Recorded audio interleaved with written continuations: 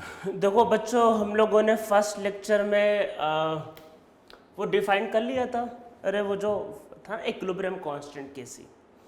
हम लोग अब आज आगे बढ़ते हैं, तो पहले कुछ पॉइंट लिख लेते हैं और फिर कुछ न्यूमेरिकल करते हैं और फिर हम लोग क्या करेंगे, एक नया टर्म पढ़ेंगे केपी।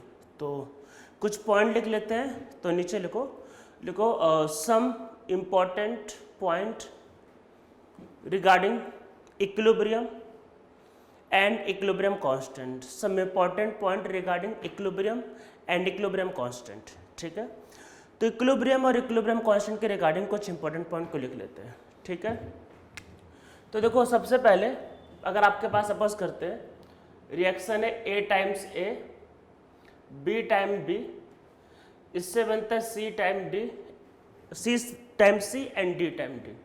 हम लोगों ने पहले से इसको होमोजीनियस माना हुआ, ये आपको समझना है कि सब गैस पहले से होमोजीनियस ले रखा है। हेट्रोजीनियस का केस मैं आपको फिर से रिपीट करता हूँ, हम लोग लेक्चर के लास्ट में कर लेंगे। थोड़े बहुत उसके केसेस होते हैं जो लास्ट में निपटा लेंगे। तो देखो क्या होता है, केसी जो होगा वो सी टू दी पावर सी, सी का कंसंट्रेशन की पावर सी। इसके बारे में डिटेल में आप लास्ट लेक्चर मतलब और देखना है कैसे लिखते, तो आप पहले लेक्चर के लास्ट पार्ट में जा सकते हो।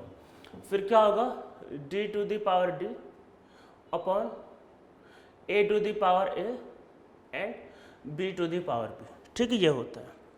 अब जैसे किसी भी टर्म को आपको मान लेते हैं लिखना है, सपोज करते हैं S two plus I two से बनता है 2 टाइम एच आई। अगर आपको इसका के सी डिफाइन करना है, so K C will be H I का square and S two and I two. ठीक है, प्रोडक्ट अपॉन रिएक्टेंट, ये केसी होता है। ठीक है, तो केसी क्या होता है, केसी आपका होता है प्रोडक्ट अपॉन रिएक्टेंट, ये केसी की वैल्यू होती है। ठीक है, ये अब देखो इसमें हम लोग कुछ इंपॉर्टेंट पॉइंट जो समझते हैं, हीट ऑफ रिएक्शन पे पहले जाते हैं। हीट ऑफ रिएक्शन पे अगर आपने किसी रिएक्शन को 2 से मल्टीप्लाई किया है तो हीट ऑफ रिएक्शन डबल हो जाता था। अगर आपने किसी रिएक्शन को 5 से मल्टीप्लाई किया है तो heat of the reaction 5 time हो जाता था। अगर आपने रिएक्शन को पलट दिया तो हीट ऑफ रिएक्शन प्लस से माइनस हो जाता था। ठीक है, वो सब तो चीज़ें किसके लिए थी, हीट ऑफ द रिएक्शन। अब यहाँ पे देखो समझते क्या है, अगर आपका ऐसे सिंपल से रिएक्शन लिखते हैं, अगर ए से मान लो बी बनता है, ठीक है, तो इसका जो केसी होगा वो क्या होगा, देखो पहला इसमें पॉइंट लिखते हैं, अगर ए से मान लेते बी बनता है, इसका केसी क्या होगा, बी अपॉन ए। ठीक है, अगर आपने इसको 2 से मल्टीप्लाई कर दिया तो देखो 2 से मल्टीप्लाई करने पे कोफिशिएंट 2 हो गए, तो ये जो भी होगा के डैश मान लेते हैं, ये के डैश सी।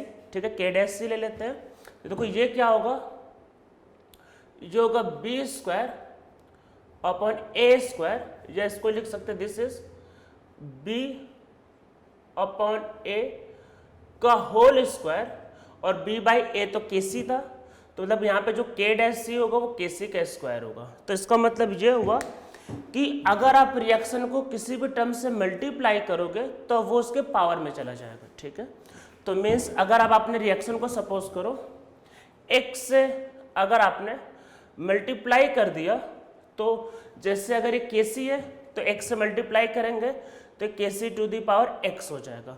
जिस भी टर्म से मल्टीप्लाई होगा वो पावर में आ जाएगा। सपोज करो अगर आपने इसको 1/3 से मल्टीप्लाई किया, तो जैसे 1/3 से मल्टीप्लाई किया तो ये हो जाएगा के सी टू दी पावर 1/3। ठीक है, तो अब आपको ध्यान रखना है कि अगर आप किसी भी नंबर को अगर आप मल्टीप्लाई करोगे तो वो के सी के पावर में चला जाएगा। ठीक है, तो ये पहला प्रॉपर्टी के का, तो अगर आप किसी भी नंबर को मल्टीप्लाई करोगे तो वो उसके पावर में चला जाएगा। ठीक है, ये पहला पॉइंट ध्यान रखना था।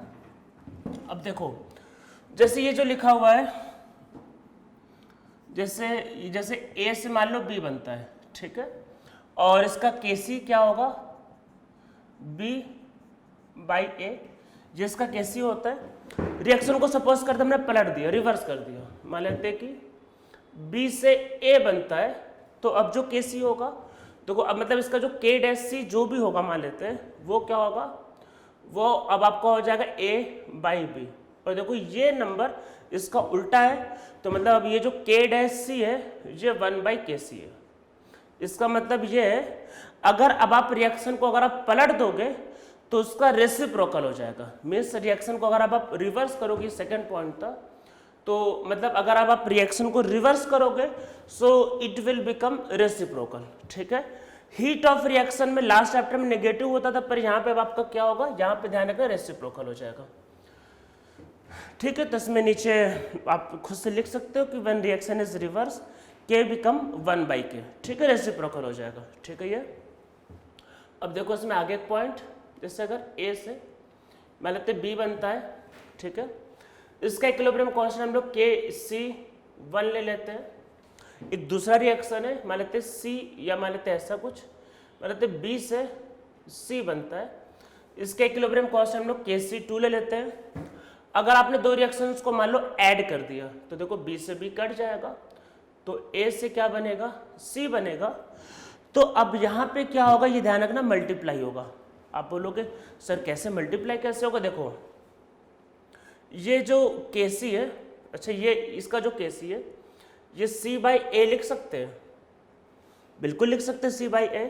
तो एक काम करते हैं, इसको एक काम करते हैं, तो ये C को B से डिवाइड कर लेते हैं और B से मल्टीप्लाई भी कर लेते हैं। ठीक है, मैंने क्या किया, B से डिवाइड B से मल्टीप्लाई किया। अच्छा C/B ये KC2 होगा और B/A KC1 होगा, मतलब ये KC की वैल्यू। अब इसका मतलब ये हुआ कि अगर अब आप दो रिएक्शंस को अगर आप ऐड करोगे तो KC मल्टीप्लाई हो जाएगा। तो लास्ट वाले में देखो हीट ऑफ रिएक्शन में ऐड होता था या मल्टीप्लाई होगा, हीट ऑफ रिएक्शन में रिएक्शन को पलटने पे नेगेटिव होता तो यहाँ पे रेसिप्रोकल होगा। तो अब यहाँ पे ध्यान रखना है कि यहाँ पे मल्टीप्लीकेशन या डिवीजन हो रहा है, और अगर अब आप यहाँ पे किसी भी नंबर से अगर आप मल्टीप्लाई करोगे तो वो K के पावर में चला जाएगा। ठीक है, इसलिए एक बात का ध्यान रखना है, क्योंकि रिएक्शंस को चेंज करने पे K की वैल्यू बदल रही है, तो जैसा क्वेश्चन दिया है वैसा ही सॉल्व करना है। मतलब आप बोलोगे मतलब, देखो पहली बात तो मान लो सपोज करो कि बोला है कि आपको ये एक रिएक्शन गिवन है,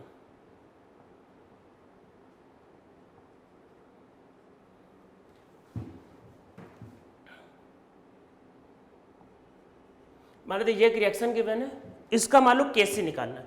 सपोज करो इस रिएक्शन का KC पूछा है। ठीक है, तो ये जो दिया है इसको ही सॉल्व करना है। ऐसा नहीं कि कुछ लोग होते हैं अरे सर ये हाफ है, अरे सर ये 3/2 है, मजा नहीं आ रहा है, और इमोशनल होकर 2 से मल्टीप्लाई कर देते हैं। भाई इमोशन से पढ़ाई नहीं होती है, इसको 2 से मल्टीप्लाई नहीं करना है, अदरवाइज क्या होगा, जेई मेन में +4 की जगह मिलेंगे -1, नीट में भी +4 की जगह मिलेंगे -1। तो जो दिया है चुपचाप वही सॉल्व करना है, खुद से कोई भी मॉडिफिकेशन नहीं करना है। मतलब अगर आपको ये रिएक्शन दिया है तो आपको इसका ही KC निकाल, मान लो अगर इस रिएक्शन का KC पूछा है तो आपको ऐसा ही लिख के सॉल्व करना है, खुद से रिएक्शन को मॉडिफाई नहीं करना है, रिएक्शन को मॉडिफाई नहीं करना है। अगर आपने इसको 2 से मल्टीप्लाई कर दिया तो सबके पावर बदल जाएंगे और ये वैल्यू गलत आ जाएगी। तो एग्जाम में केमिकल इक्विलिब्रियम में जैसा रिएक्शन गिवन है वैसा ही सॉल्व करना है, खुद से मॉडिफाई नहीं करना है, otherwise you will get the -1। ठीक है, तो ये ध्यान रखना है कि खुद से रिएक्शंस को इमोशंस में आके मॉडिफाई नहीं करना है। हाफ दिया 3/2 दिया, आपका टेंशन नहीं है, जो दिया है चुपचाप सॉल्व करो, बात खत्म हो गई। ठीक है, तो ये कुछ प्रॉपर्टीज में आ गया। इसमें एक दो बातें और समझते हैं। सबसे पहले अभी इसी में वही, तो इसमें एक नीचे लिखो अरे वही जो हम कर रहे थे ना, ये सब important point of chemical equilibrium and equilibrium constant. तो इसमें नीचे लिखो chemical equilibrium can be achieved from either direction. Chemical equilibrium can be achieved from either direction. That is reaction can proceed in forward direction to achieve chemical equilibrium, as well as reaction can move in backward direction to achieve chemical equilibrium. तो reaction forward direction में भी जा सकता है, reaction backward direction में भी आ सकता है, केमिकल इक्विलिब्रियम को अचीव करने के लिए, ठीक है। तो किसी भी डायरेक्शन में आपको मूव करके क्या कर सकता है, वही आपका केमिकल इक्विलिब्रियम को अचीव कर सकता है, ठीक है। किसी भी डायरेक्शन में मूव करके ऐसा कर सकता है। तो इसको देखो समझते हैं।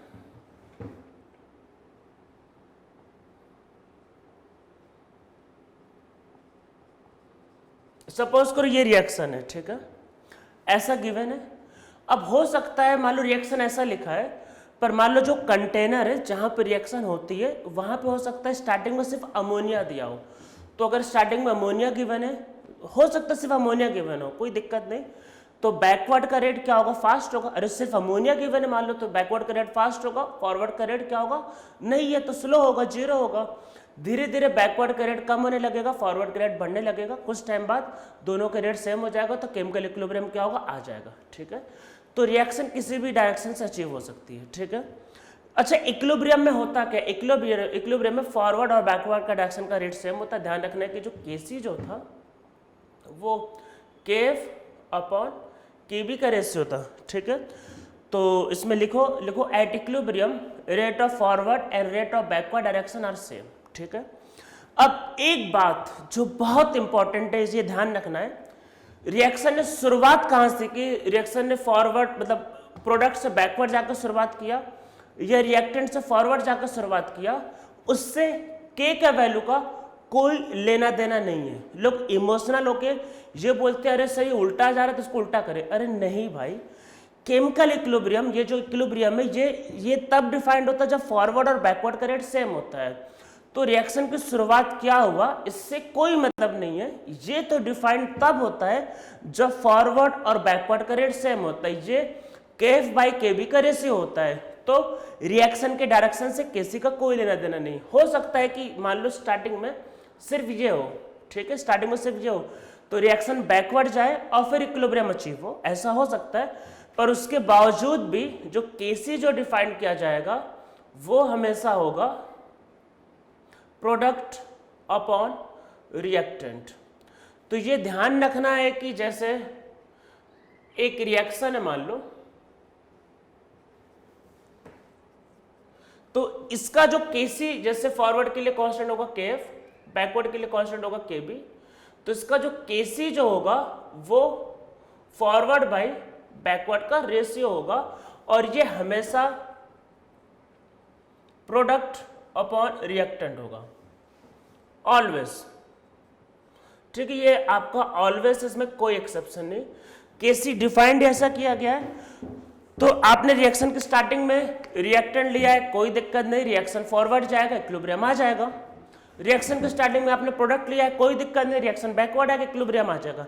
इक्विलिब्रियम पे तो फॉरवर्ड और बैकवर्ड का रेट सेम होता है, तो इक्विलिब्रियम कांस्टेंट इन दोनों का रेशियो होता है। तो इक्विलिब्रियम में प्रोडक्ट अपॉन रिएक्टेंट का रेशियो ही लेना है हमेशा। रिएक्शन फॉरवर्ड जाए बैकवर्ड जाए उससे मतलब नहीं है, किससे क्या स्टार्ट हुआ उससे मतलब नहीं, केसी ऐसे ही डिफाइन करते हैं, ठीक है। तो इसमें नीचे लिखो value of KC does not depend upon initial direction of reaction. Reaction can move in backward direction or in forward direction at initial stage, but at equilibrium rate of forward and rate of backward reaction are same, and Kc is defined at equilibrium only, सिर्फ equilibrium पे defined होता है, and Kc is defined at equilibrium only, so value of Kc is always same, and Kc is ratio of forward rate constant to the backward rate constant. तो KC हमेशा ऐसे ही define करना है। Reaction में सिर्फ reactant given है, forward जाएगा, equilibrium आ जाएगा, बाद में आ जाएगा। प्रोडक्ट गिवन है, बैकवर्ड आएगा, इक्विलिब्रियम आ जाएगा, लेकिन रिएक्शन ने कैसे स्टार्ट किया उससे कोई मतलब नहीं। केसी इसी तरीके से आपको डिफाइन करना है, इस बात को ध्यान रखना है, ठीक है। तो ये ध्यान रखना है कि इक्विलिब्रियम फॉरवर्ड या बैकवर्ड किसी भी डायरेक्शन में आके अचीव किया जा सकता है, इस बात को ध्यान रखना है। और केसी की वैल्यू चेंज नहीं होगी, उसको उसी तरीके से आपको डिफाइन करना है। एक गिवन रिएक्शन का केसी उसी तरीके से डिफाइंड होगा, वो चेंज नहीं होता है, ठीक है। इसमें एक बात पे आते हैं यूनिट ऑफ केसी, ठीक है। तो देखो क्या होता है, A times A, B times B, इससे बनेगा C times C and D time D. तो डेल्टा एन क्या होता है, डेल्टा एन वही जो थर्मोडायनेमिक्स में किया था, प्रोडक्ट माइनस रिएक्टेंट, ठीक है। तो इसका जो यूनिट होता है वो क्या होता है, अरे कंसंट्रेशन बोला है बार बार, कंसंट्रेशन क्या होता है, मोल, अरे कंसंट्रेशन क्या होता है, मोलैरिटी, मोल बाय वॉल्यूम, मतलब मोल बाय लीटर की पावर डेल्टा एन, ठीक है, ये इसका यूनिट होता है। जैसे मान लो यूनिट तो डिपेंड करेगा रिएक्शन पे, जैसे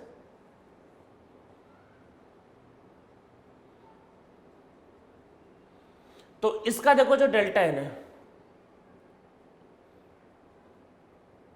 वो -2 है, तो इसमें जो केसी का जो यूनिट होगा वो होता है मोल पर लीटर की पावर -2, या फिर ये हो जाएगा litre square upon mole square. तो वो तो डिपेंड करेगा भाई कैसा रिएक्शन है। तो जैसे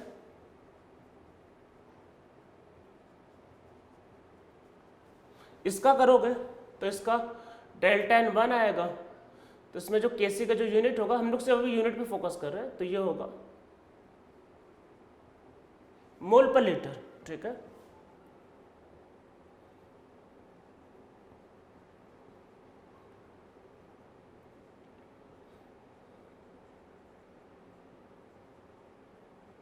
तो ये यूनिटलेस होगा, तो मतलब केसी का जो यूनिट होगा वो डिपेंड करेगा एक्चुअल में।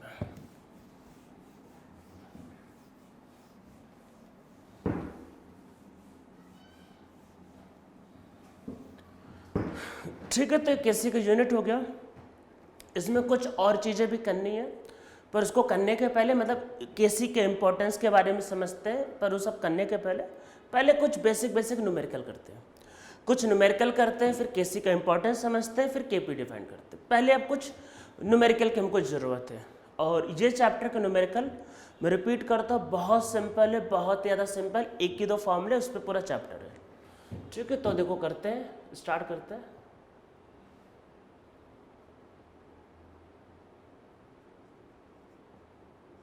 जी रिएक्शन लिखो, इसमें नीचे लिखो reaction starts with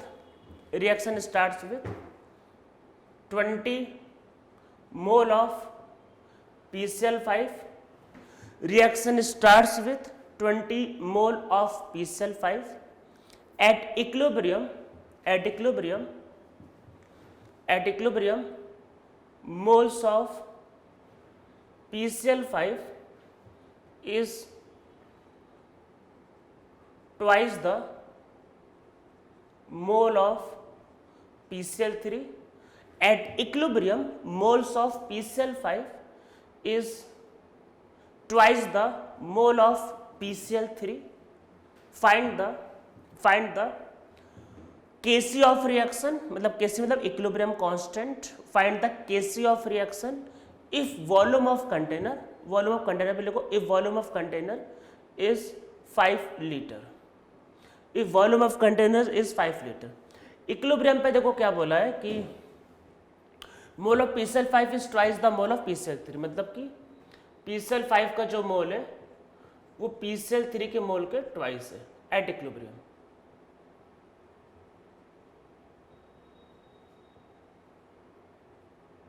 eight equilibrium क्या बोला, mole of PCl5 is twice the mole of PCl3, ठीक है।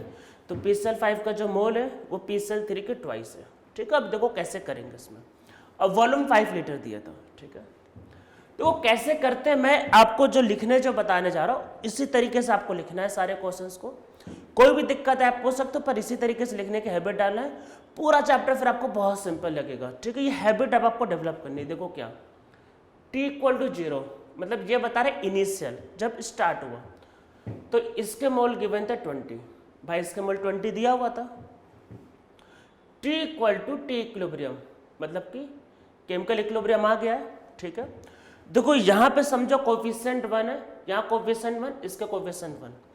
ये याद रखना है हमेशा कि रिएक्टेंट जो होता है, रिएक्टेंट हमेशा कंज्यूम होता है, रिएक्टेंट कंज्यूम होगा, और प्रोडक्ट जो होता है वो हमेशा बनता है, प्रोडक्ट फॉर्म होगा, ठीक है। तो कंज्यूम होगा तो माइनस करना है, प्रोडक्ट बनेगा तो उसको प्लस करना है। तो देखो क्या है, ये तो कुछ है ही नहीं, 0 0, ये तो कुछ है ही नहीं स्टार्टिंग में। देखो क्या होगा, 20 में से x माइनस होगा, अरे मतलब x मोल कंज्यूम हो गया, ठीक है। तो देखो यहाँ पे मोल मतलब कोफिशिएंट क्या है 1, अगर ये 1 कंज्यूम होगा तो ये 1 बनेगा, और जितना कंज्यूम होगा उतना बनेगा, सबका 1 कोफिशिएंट है।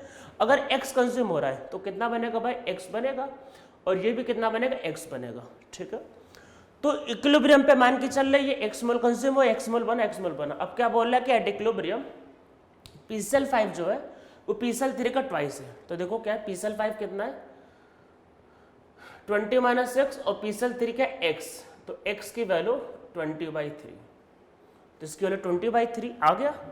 अरे PCl5 को बोला था ना इक्विलिब्रियम पे PCl5 जो है PCl3 का ट्वाइस है, तो PCl3 की वैल्यू x, और ये 20 - x रखा, x की वैल्यू आ गया, x की वैल्यू आ गया, यहाँ पे पुट कर दो, पुट कर देते भाई। देखो क्या होगा 20, और सब मतलब हमेशा आपको ऐसे करना है 20/3 एंड 20/3, तो ये कितना है, ये 40/3। ठीक है, 40/3 आ गया। तो देखो तीनों के मोल आ गए। अब देखो क्या करना है, Kc क्या होगा, PCl5 का कंसंट्रेशन, Cl2 का concentration upon PCl3 upon PCl5 का concentration, PCl3 Cl2 upon PCl5 का कंसंट्रेशन। PCl3 क्या होगा आपके पास, PCl3 ये तो मोल है, और कंसंट्रेशन है भाई, कंसंट्रेशन मोल बाय वॉल्यूम है। वॉल्यूम कौन लिखेगा, ये तो मोल है, मोल, वॉल्यूम में तो डिवाइड करना, कंसंट्रेशन है, तो मोल अपॉन वॉल्यूम, ये पहले वाले का, तो दूसरे वाले का मोल बाय वॉल्यूम, और नीचे वाले का मोल बाय वॉल्यूम। ठीक है, अब करते हैं, देखो 5 से 5 कट गया, 3 से 3 कट गया, इससे ये 2 बच गया। ठीक है, और इससे ये कट गया 4, इससे ये कट गया 2, तो कुल मिला के बचा 2/3। बस यूनिट मोल पर लीटर, मोल पर लीटर, मोल पर लीटर, एक मोल पर लीटर से एक मोल पर लीटर कट जाएगा तो क्या बचेगा, मोल पर लीटर। अरे इतने तो समझदार आप लोग हो ही। तो बस ये क्वेश्चन, ये जो तरीके से बताया ऐसे ऐसे करना है, बस इसी पे सारा फोकस करना है, पूरा चैप्टर इसी पे है, सब इसी एक ही टाइप के क्वेश्चन आएंगे, बस ध्यान से लिखोगे सब होता जाएगा, थोड़ा सोचना है और ध्यान से करोगे हो जाएगा। एक दो क्वेश्चन और करते हैं, पहले सिंपल चीज़ों को समझना जरूरी है, मतलब क्योंकि इस तरीके से क्वेश्चन आप फर्स्ट टाइम कर रहे होगा आप लोग, तो ये पहले मतलब इसको समझना जरूरी है।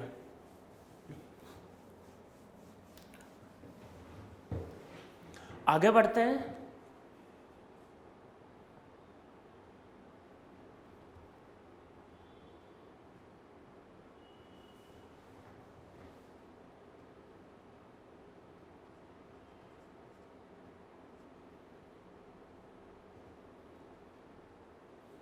ये रिएक्शन लिखो, ये रिएक्शन लिखो, लिखो इसमें नीचे लिखो reaction starts with 20 mole SO2, 20 mole SO2, 15 mole oxygen and 5 mole SO3। Reaction starts with 20 mole SO2, 20 mole SO2, 15 mole oxygen and 5 mole SO3।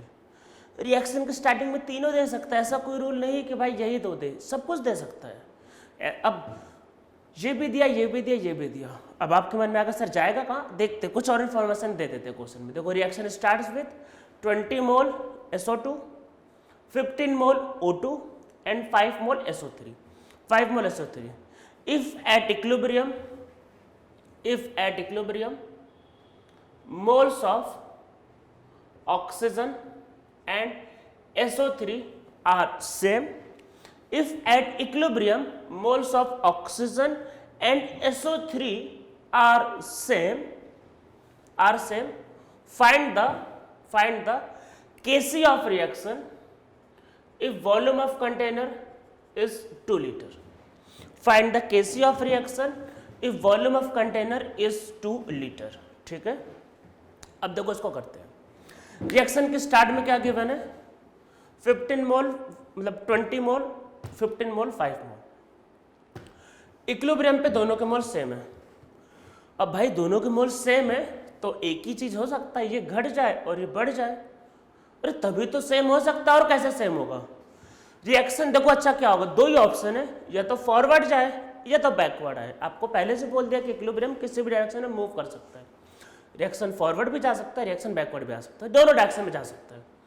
Forward जाएगा तो इसके मोल कम हो जाएंगे, इसके मोल बढ़ जाएंगे, सेम हो जाएगा, अच्छी बात है। बैकवर्ड आएगा तो ये बढ़ जाएगा, ये कम होगा, तो कभी जिंदगी में सेम नहीं होंगे। तो हमको तो भाई दोनों को सेम करना है, तो क्या करेंगे? फॉरवर्ड लेके जाते हैं, तो तभी तो दोनों सेम हो सकता है, नहीं तो सेम ही नहीं होगा। तो देखो हमें से ये लिखना है t=0 पे इनिशियल दिया है। अब देखो भाई इक्विलिब्रियम पे, मतलब कि जब इक्विलिब्रियम आ गया, यहाँ पे देखो 2 है कोफिशिएंट, यहाँ देखो कोफिशिएंट 2 है, इसको ध्यान रखना है। इन्हीं सब पे तो सारा मतलब क्वेश्चन बनेगा और बिगड़ेगा। ये 2 है, ये 1 है और ये 2 है, ठीक है। तो देखो 20 - 2x, कोफिशिएंट 2 तो -2x, ये क्या होगा 15 - x, ठीक है 15। अरे ये कोफिशिएंट 2 तो 2x कंज्यूम होंगे, ये 1 तो x कंज्यूम होगा, और ये डबल तो बनेगा डबल। अरे 5 तो पहले से थे, कहाँ 5 तो पहले से थे, और डबल बनना है तो +2x। ये कंज्यूम हो रहा है माइनस, कंज्यूम हो रहा है माइनस, ये बनना है प्लस हो रहा है तो +2x बनना है +2x, ठीक है ये। तो अब देखो क्या बोल रहा है, अरे ये कंज्यूम मतलब -2 है तो -2x, 1 है तो -x, और 2 है तो +2x बनना ही है। दोनों के मोल सेम गिवन है, अच्छा तो दोनों को सेम करते, देखो क्या होगा 15 - x = 5 + 2x, सो 10 = 3x, सो x = 10/3। x भाई 10/3 आ गया, रख दो। अरे यहाँ पे रखोगे तो तभी तो मोल निकलेगा, कैसे निकलेगा नहीं तो यहाँ पे रख देते, क्या होगा देखो 20 - 20/3 तो यह है 40/3। अरे फिर से यहाँ रखा 20/3, ये 40/3, यहाँ रखते हैं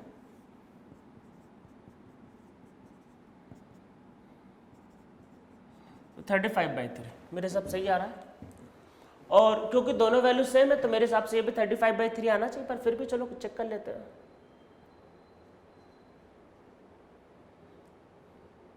(15 + 20 = 35/3), ऐसे भी दोनों सेम था तो पता था ऑब्वियस था कि यही आने वाला है। अब चलो केसी डिफाइन करते हैं। केसी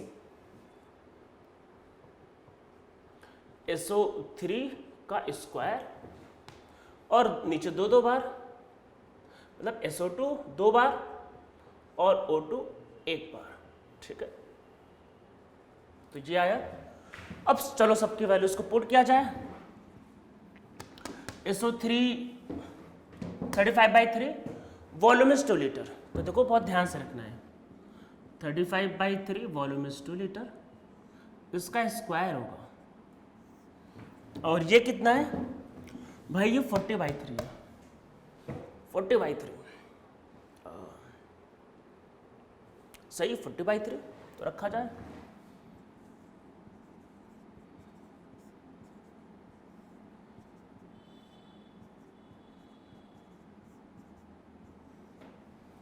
ठीक है, तो कोई ये दोनों तो सेम है, तो चलो एक काट लेते हैं।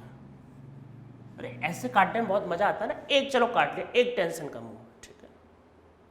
अब देखो क्या होगा, कुछ ना कुछ तो किया जाए। तो देखो मैं इसको लिख देता हूँ यहाँ पे, मैं यहाँ पे कैलकुलेट करके दिखाता हूँ। वैसे आप लोग कैलकुलेट कर सकते हो पर फिर भी चलो कर देता है। एक तो भाई निपट गया, अब एक ही बचा, देखो 35 और ये 3 नीचे आ जाएगा तो 3 × 2, और ये होगा, ये स्क्वायर है तो मैं इसको 2 बार लिख देता हूँ, 40 3 × 2, और ये मल्टीप्लाई होगा फिर से 2 बार है ना, 40, अरे 3 नीचे आ गया तो 3 × 2, तो एक बार का तो निपट गया, ठीक है।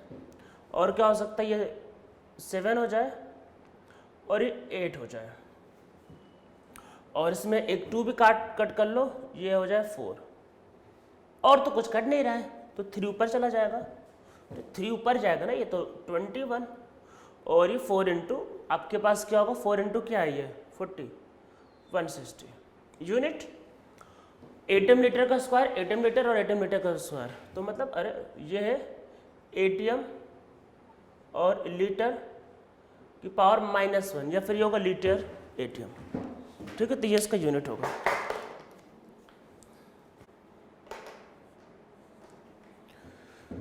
तो समझ में आप लोगों को आ गया होगा, इसका यूनिट होगा एटीएम लीटर का power -1 that is litre ATM, ठीक है।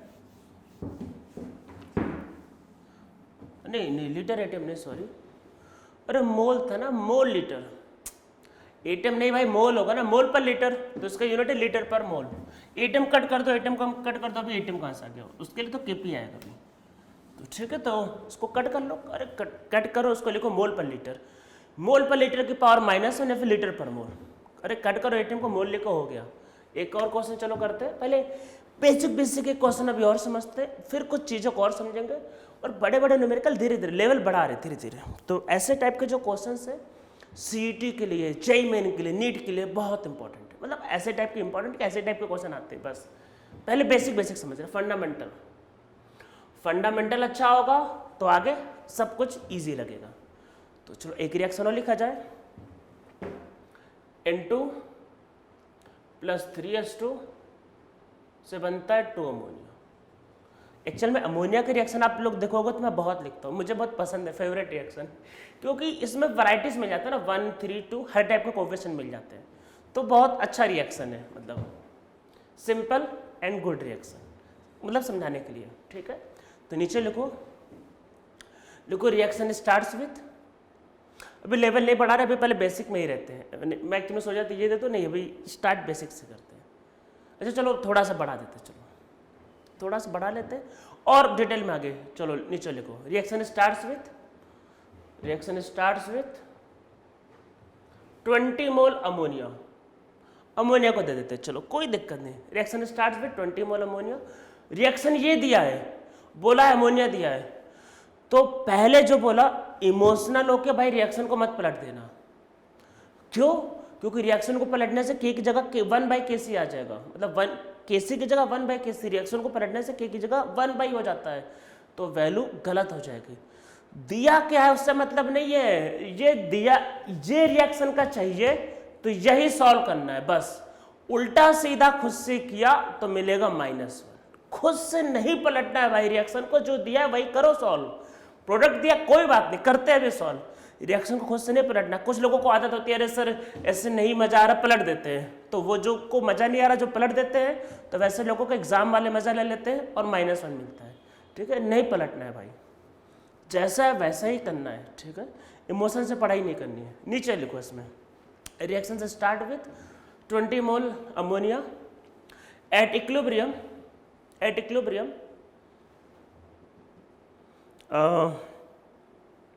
क्या लिख ले, at equilibrium mole of hydrogen and ammonia are same, at equilibrium mole of hydrogen and ammonia are same, ये लिख लेते हैं।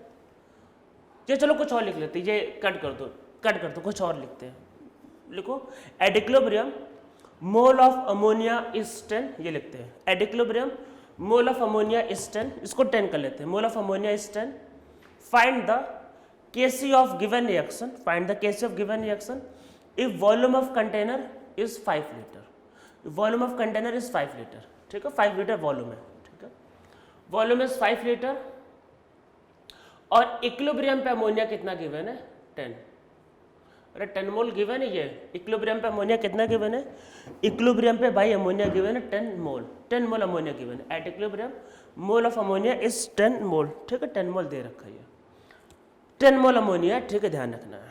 अब कैसे करेंगे इसको, देखो रिएक्शन बैकवर्ड जाएगी, कोई दिक्कत नहीं भाई, कोई दिक्कत नहीं, जो कंज्यूम हो रहा है इस बार ये कंज्यूम हो रहा है, कोई दिक्कत नहीं, कोएफिशिएंट 2 है, कोई दिक्कत नहीं, रिलैक्स रहो, कंज्यूम हो रहा है माइनस कर दो, बस रिलैक्स रहो, रिएक्शन बैकवर्ड जाएगा, कोई दिक्कत नहीं, प्रोडक्ट से स्टार्ट हो रहा है। इक्विलिब्रियम जब डिफाइंड होता है तो फॉरवर्ड और बैकवर्ड का रेट सेम होता है, इक्विलिब्रियम पे दोनों के रेट सेम होते हैं, बस हो गया। बैकवर्ड जा रहा है कोई दिक्कत नहीं, रिलैक्स रहो, बैकवर्ड जा रहा है, कोफिशिएंट 2 तो 2x कंज्यूम होगा, ये 1 है कोफिशिएंट तो ये x बनेगा, कोफिशिएंट कितना है 3 तो 3x बनेगा। अरे जैसा कर रहे हैं तो उसका उल्टा सोचो, अरे यही तो होगा, मतलब जो उल्टा सीधा दोनों सोच ले वैसे लोगों को तो सिलेक्शन होता है, सोचना है दोनों सोचना है, रिएक्शन को उल्टा सीधा नहीं करना है, उल्टा सीधा आपको सोचना है, बैकवर्ड आ रहा है उल्टा सोचो कोई दिक्कत नहीं। कोफिशिएंट 2 कंज्यूम होगा माइनस, इस बार प्रोडक्ट कंज्यूम हो रहा है कोई दिक्कत नहीं और रिएक्टेंट बनना है, ठीक है। डिफाइंड लेकिन वैसे ही करना है, रिएक्शन बैकवर्ड से फॉरवर्ड आ रहा है, फॉरवर्ड से बैकवर्ड जा रहा है, उससे मतलब नहीं, केसी वैसे ही डिफाइंड होता है, इस बात को ध्यान रखना है, ठीक है। क्या गिवन है 10 मोल दे रखा है, मतलब क्या गिवन है, बोला है भाई 20 - 2x की वैल्यू 10 मोल, मतलब 10 मोल गिवन है तो x की वैल्यू 5, अरे तो यहाँ पुट कर दो तो ये 5 और ये 15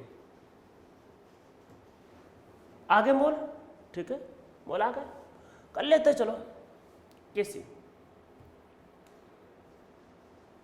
केसी क्या होगा, अमोनिया का स्क्वायर N2 की पावर 1 और S2 क्यूब, डिफाइंड वैसे ही होगा, प्रोडक्ट अपॉन रिएक्टेंट, उल्टा सीधा कुछ भी हो डिफाइंड बाय ऐसे ही करना है। अमोनिया के मोल है 10, अरे मोल है 10 मोल है रखो, और वॉल्यूम कितना गिवन है, वॉल्यूम 5 लीटर, इसका स्क्वायर N2 5 है, 5/5 का पावर 1 और 15/5, अरे वॉल्यूम 5 लीटर है बाई 3, तो ये तो 2 आया और 2 का स्क्वायर 4, ये तो कट गया और ये 3 आया और 3 का क्यूब 27, बस मोल पर लीटर मोल पर लीटर मोल पर लीटर, ये स्क्वायर ये क्यूब, तो ये बच रहा है मोल पर लीटर का पावर -2, ये इसका होगा पावर, ठीक है। समझ में तो आ ही रहा होगा, इसमें कुछ है नहीं, बस ओके, ये इसका आंसर है। तो कुछ बेसिक फंडामेंटल हम लोगों ने समझ लिए और कुछ न्यूमेरिकल किए, धीरे धीरे लेवल धीरे धीरे बढ़ाएंगे, तो इतना आपको समझ में आ रहा है, ठीक है। पहले चलो केसी का इंपॉर्टेंस समझते हैं कि केसी भाई बताता क्या है, और फिर केपी को डिफाइन करते हैं, फिर दोनों के रिलेशन, ठीक है। तो नीचे लिखो, मतलब केसी या फिर के, ठीक है, तो नीचे पहले लिखो ये कि इतना सब कर रहे हैं कि भाई के बता क्या रहा है, यही नहीं पता चला कि सर आपने सब पढ़ा तो दिया लेकिन ये के बता क्या रहा है ये तो पता ही नहीं चल पा रहा, तो वो तो पहले समझ ले कि के है क्या, के मतलब केसी या केपी जो भी आगे आएगा, तो के है क्या, तो नीचे लिखते हैं सिग्निफिकेंस ऑफ इक्विलिब्रियम कांस्टेंट के, इक्विलिब्रियम कांस्टेंट के का सिग्निफिकेंस समझते क्या है, ठीक है, रिलैक्स रहना है, बस इसके सिग्निफिकेंस को समझना है, ठीक है। तो नीचे लिखो इक्विलिब्रियम कांस्टेंट के tell us about the extent of completion of chemical reaction,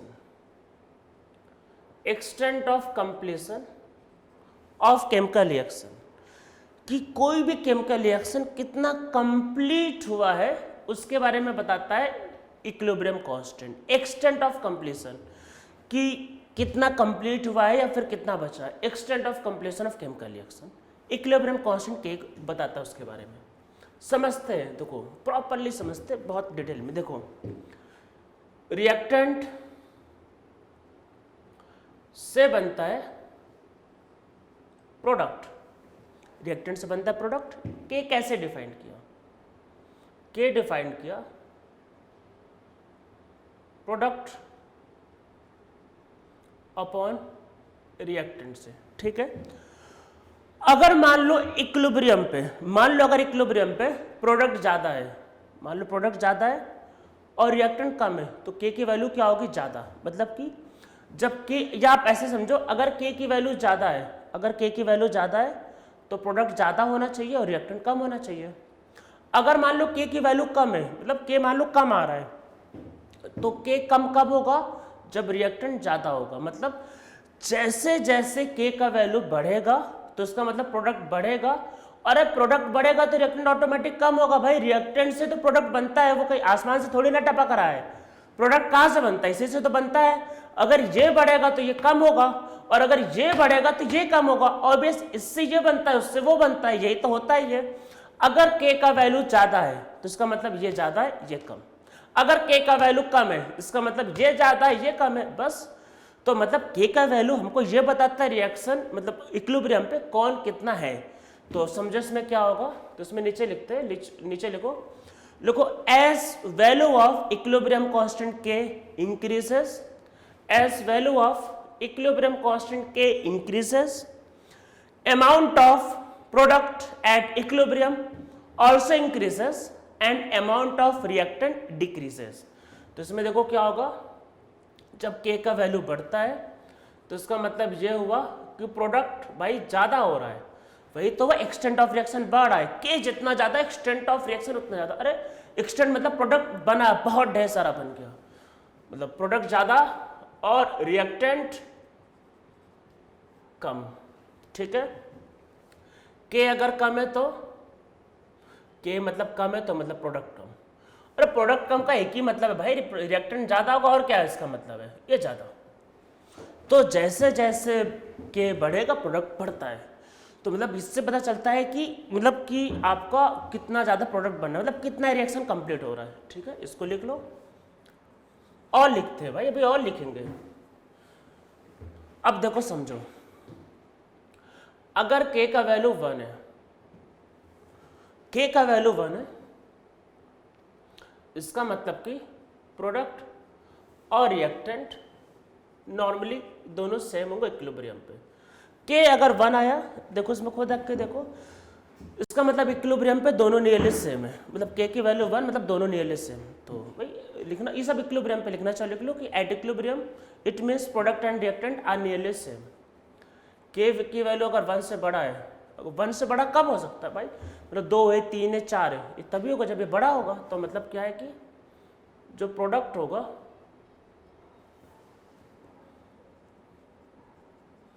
वो रिएक्टेंट से ज़्यादा है। अगर के का वैल्यू 1 से कम है तब क्या होगा,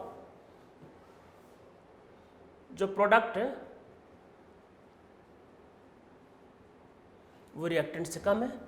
के का वैल्यू ज़्यादा तो प्रोडक्ट ज़्यादा, के का वैल्यू कम तो प्रोडक्ट कम, ठीक है। ये तीन तो चलो समझ में आ रहा है। और इंटरेस्टिंग कुछ करते हैं कि मज़ा आ जाए। अगर मान लो के का वैल्यू 0 है, या देखो के का वैल्यू 0 का मतलब ये होगा कि के क्या है, वेरी लो, मतलब बहुत कम है, जैसे 10 to the power -3, 10 to the power -4, बहुत छोटा वैल्यू, मतलब नियरली 0, ठीक है। अब देखो समझो, के का वैल्यू 0 कब होगा, जब प्रोडक्ट 0 हो जाए। अरे प्रोडक्ट मान लो नहीं बना भाई, तभी तो ये 0 होगा, तभी तो 0 बनेगा। प्रोडक्ट 0 होने का मतलब कि रिएक्शन हुआ ही नहीं, इसका मतलब कि नो रिएक्शन, नो रिएक्शन। तो वही समझो के क्या बताता है, क्या बताता है एक्सटेंट ऑफ रिएक्शन, रिएक्शन कितना एक्सटेंट में कंप्लीट हुआ। के 0 तो रिएक्शन हुआ ही नहीं, 0 रिएक्शन। के 0 तभी होगा जब प्रोडक्ट 0, प्रोडक्ट 0 कब होगा, जब रिएक्शन नहीं होगा। और देखो 0 पे नो रिएक्शन और 0 से लेके 1 के बीच में, तो मतलब कि रिएक्शन हो रहा है पर रिएक्टेंट ज्यादा।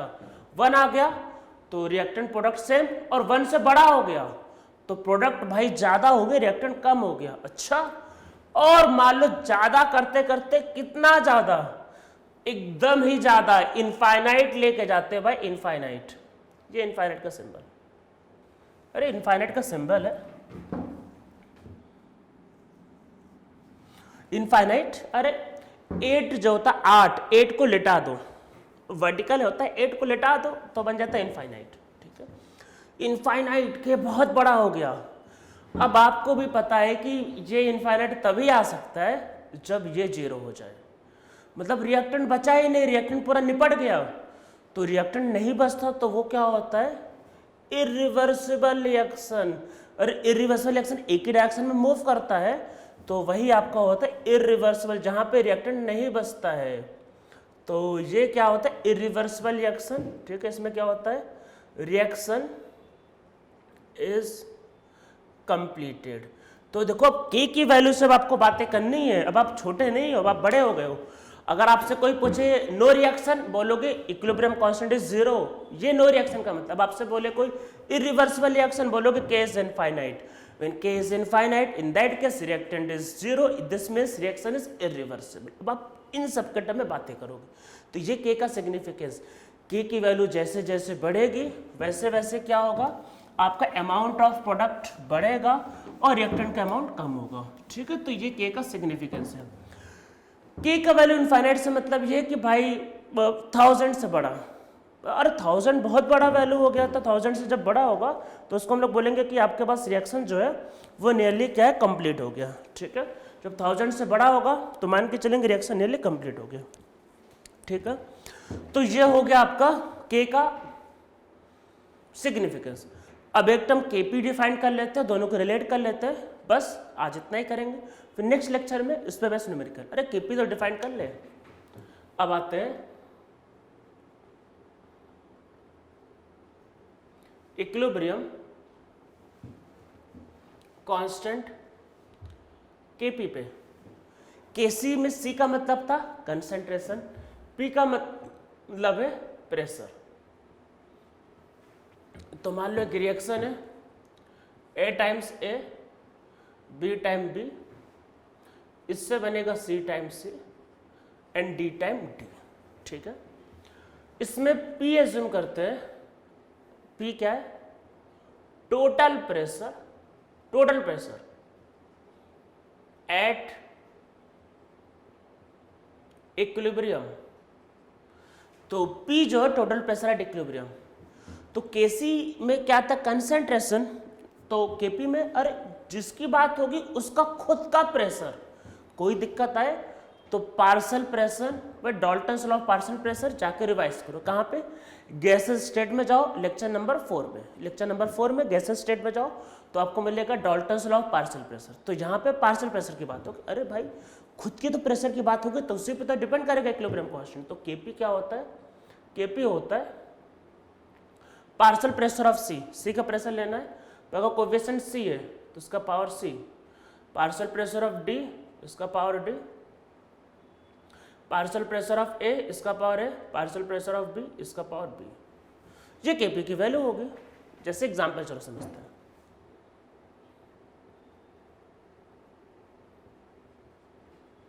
तो अगर आपको इसका केपी डिफाइन करना है तो क्या होगा, पार्शियल प्रेशर ऑफ अमोनिया का स्क्वायर। अब प्रेशर के टर्म में करना है भाई, अमोनिया की बात करोगे तो अमोनिया का पार्शियल प्रेशर, यहाँ पे क्या होगा, पार्शियल प्रेशर ऑफ वही नाइट्रोजन और पार्शियल प्रेशर ऑफ हाइड्रोजन का क्यूब, ठीक है। इसको लिख लो। अब देखो इसमें नीचे लिखो, नीचे लिखो वेयर, लिखो वेयर, इसमें लिखो तो क्या क्या लिखो, where P A comma P B comma P C and P D are, where P A comma P B comma P C and P D are partial pressure of A, B, C and D respectively, are partial pressure of A, B, C and D respectively। तो ये इनका partial pressure है, ठीक है। तो PA, PB, PC and PD क्या है, partial pressure है, ठीक है। और P इसमें क्या है, टोटल प्रेशर। एक बात को ध्यान रखना है जिसका यूज पड़ेगा बहुत ज़्यादा, पार्शियल प्रेशर जो होता है वो होता है मोल फ्रैक्शन, अरे जिसका निकालना है उसका, और इसको मल्टीप्लाई करना होता है टोटल प्रेशर से। मोल फ्रैक्शन, अरे केपी कहाँ डिफाइंड होता है भाई, केपी इक्विलिब्रियम पे डिफाइंड होता है।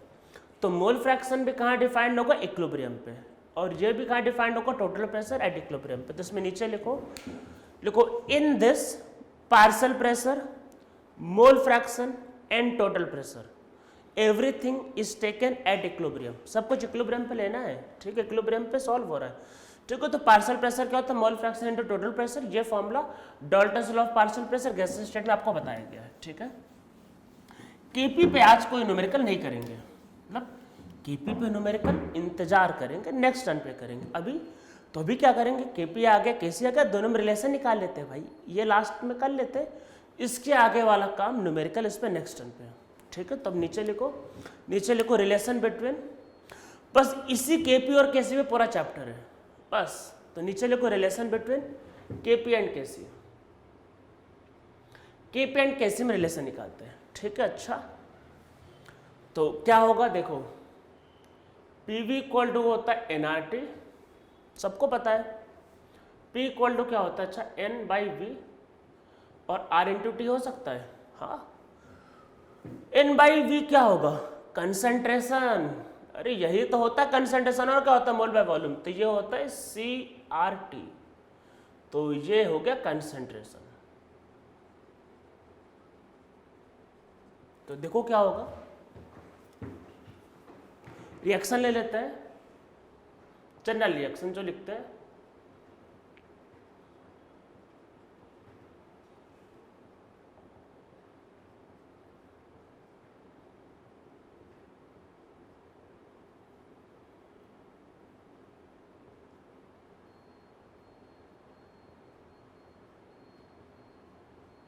ठीक है। ये पार्शियल प्रेशर, अरे मतलब प्रेशर, अगर आपको देखो सी का प्रेशर लेना है तो सी का कंसंट्रेशन, डी का प्रेशर लेना है तो डी का कंसंट्रेशन, मतलब ये तो पार्शियल प्रेशर होते हैं। पार्शियल प्रेशर का मतलब होता है खुद का प्रेशर, तो खुद का प्रेशर मतलब खुद का कंसंट्रेशन। तो देखो क्या हो सकता है, ये concentration of C R T.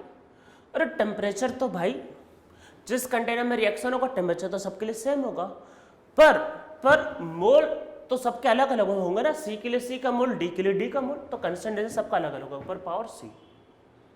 अब देखो कंसंट्रेशन ऑफ डी, ठीक है, और ये आर इंटू टी की power D,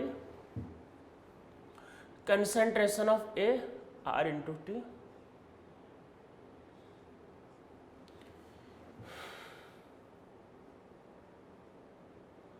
are into T consent, ये ठीक है।